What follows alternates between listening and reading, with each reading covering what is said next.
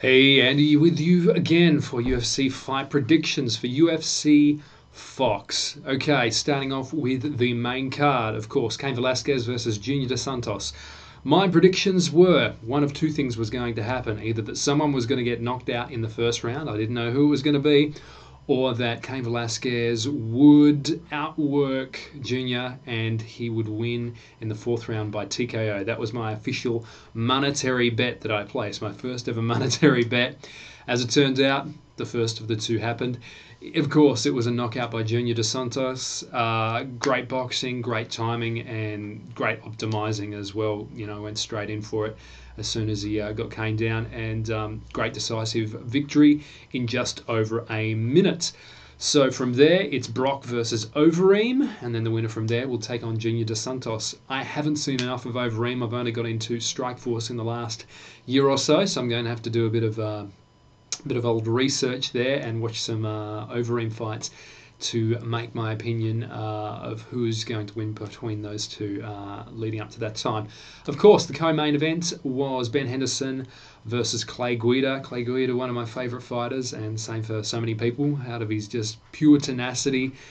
And for this one, I was predicting that Ben Henderson would win by decision, and that is exactly what happened. So I got full points on that one, but I didn't put money on that one.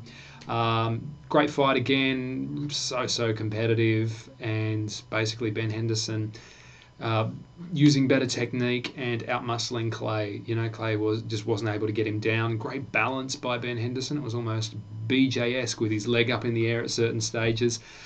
Some very close submissions as well, though. Didn't quite happen. Clay Guida almost submitted at the end of the first round, I believe it was, and Clay almost submitted Ben on two occasions as well. So a great fight, well worth checking out. I haven't seen the rest of the card yet, but I'm looking forward to seeing that. As far as my bets went for that, I used the UFC Fight Fantasy MMA Fight Fantasy app on Facebook, which scores you on who wins, what round, how.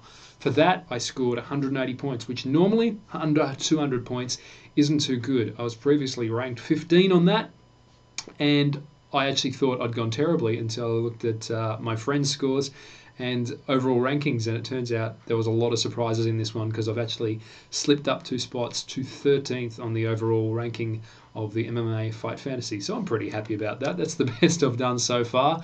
So you can check it out. I'll put the link down below if you want to get into that. Great way of getting into a bit of betting, putting your money where your mouth is, or not necessarily your money, but putting it down on paper. There's no point telling people after a fight that I knew that was going to happen if you don't solidify it. So if you can't solidify it, it ain't worth shit, as I always say. Okay, guys, you've got that down there. I've also put a link down there to Sporting Bet as well, who I did my first bet through. They seem really good. They give you some great bonuses as well, so check that out if you want to make an actual monetary bet. And final thing to leave you with this week, a very cool little clip that I bumped into this week. It's called Joe Rogan versus the Ice Spill. Funny stuff. Click the link to check that out now, and I'll see you for the next event with my betting predictions.